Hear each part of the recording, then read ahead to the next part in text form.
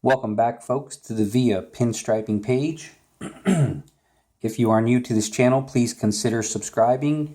And if you are a returning subscriber, thank you so much for watching. So today, somebody asked me to show how to do spiderweb pinstriping. So I'm going to give it my best attempt. I don't know if there's an actual method to doing this, but if you've ever drawn spider webs, which I actually have some here on my hands, I mean, they're fairly simple to do. But somebody did ask me to do like a tutorial on it, so I figured, why not? Why not give it a shot, right? So basically, you're going to want to start off with just some lines that kind of fall into a point. Now you can make these lines, fairly curvy, fairly natural, however you feel like maybe a spider web might go. But you do want them to connect into a spot there. And hopefully you can see that okay. I'm using like a construction paper. This ain't the best background, but I figured just something easy, something I can just use real fast for this. Now, you just want lines that connect into a point. And if you want, you can make some longer than others. They don't really have to be all the exact same size, right?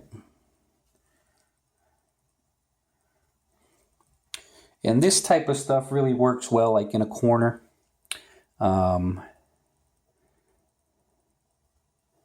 Clearly the way a spider web would work. But you can incorporate them into designs as well.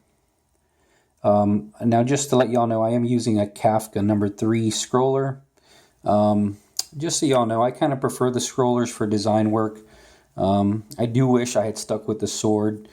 My New Year's resolution is to pick up the sword a lot more this year. I know I keep saying it, but that is sort of a New Year's resolution. So, and I'm using Alpha, one of the old batches of Alpha Enamel Orange, which is quite thick because it's pretty old. So as you can see, I'm just kind of making lines that come into a point. Now, here comes the fun part. And you can start however you want, wherever you want. But basically, you want curved lines that are going to go from one to the next. Right? You see how that's kind of curved? Again, I hope you can see it okay.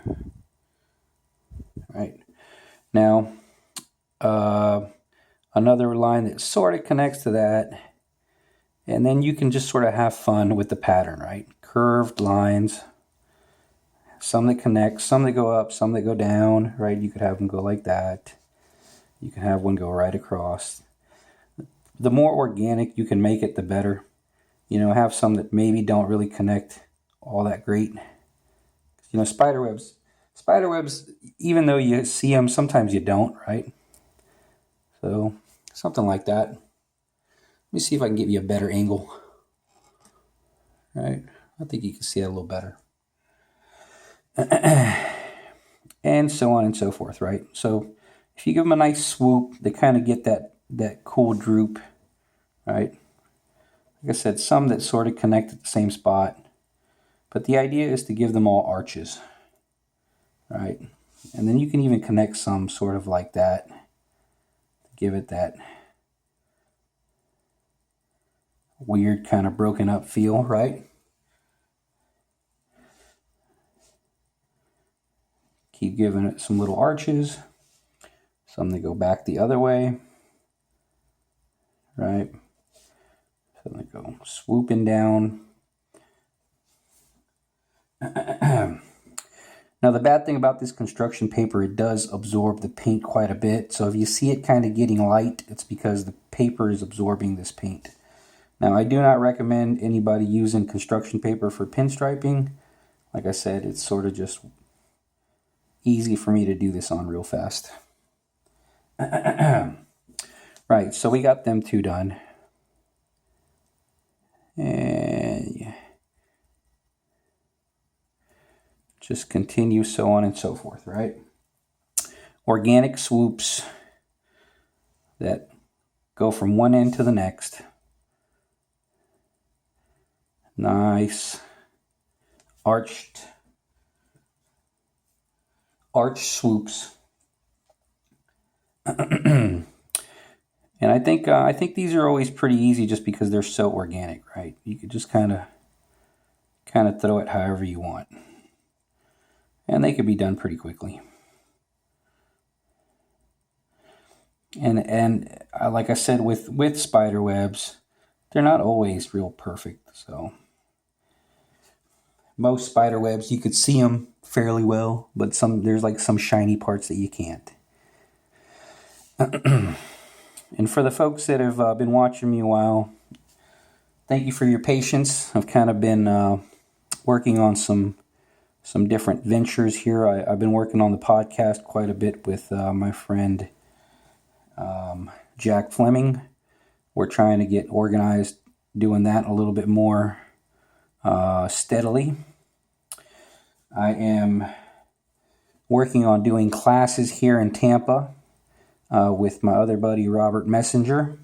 So we're going to be doing classes at something called Ink the Bay on March 24th, 25th, and 26th, I believe, March. So if anybody has any questions on that, you can just contact me or Robert. It is going to be a 3-day class, and I'm pretty excited about it. This could lead to more teaching things, and figure I've been doing sort of teaching online for a long time, so even though it's not been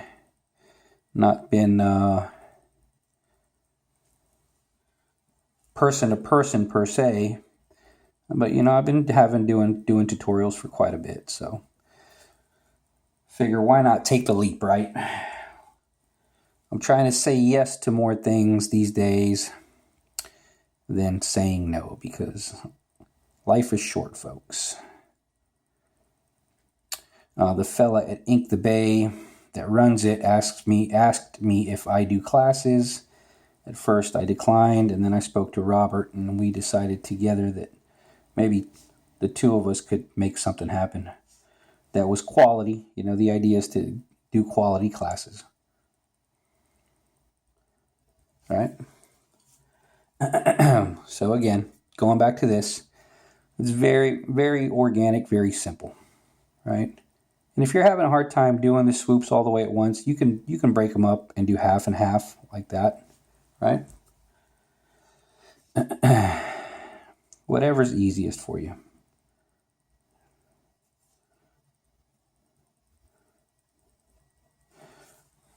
As you can see, not a lot of time is spent on these.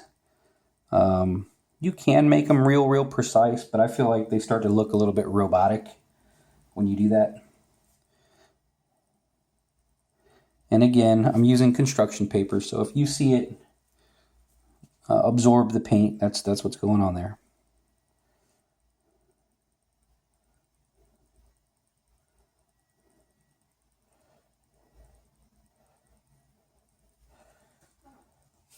Actually makes me want to go over this one more time.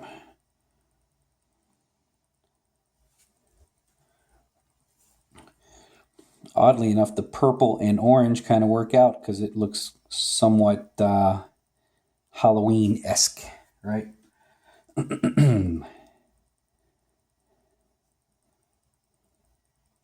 So you just go connect. I'm just connecting, folks. Just connecting, making swoops. Some that connect like this and kind of make a V, sort of a shape, and some that just are just C curves, right? And like I said, if you wanted to really make one very, very uniform, so I'll show you that. It would still look all right, but it would look, I'm going to show you what it would look like, right?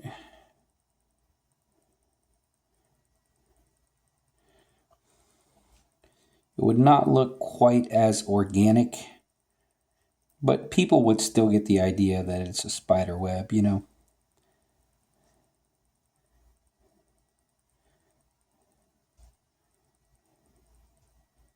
Right? It's still spider webby. And that's basically it, folks. You can play on making these lines maybe from thick to thin or thin to thick, right? So you could, if you wanted to, push down here and sort of do a teardrop shape, which would give you a different sort of feel, right? You can exaggerate these however you want. Again, when I show you these things, folks, it's sort of just ideas that you can work off of however you want. And my apologies, I did forget the name of the person that was asking for this, but I will send them a link. And big shout out to them, whoever that was. Again, I'm sorry I forgot your name, but thank you for the idea for making a video. It's been a little while, just been busy. I kind of haven't picked up a brush in a week. I went on vacation, went up to North Carolina to see my dad, and just been kind of hectic here lately. So I'm getting back in the swing of things. Hopefully I'll get back to making some videos. And thank you all for your patience. Hopefully you learned something here today. And take care. Have a Merry Christmas.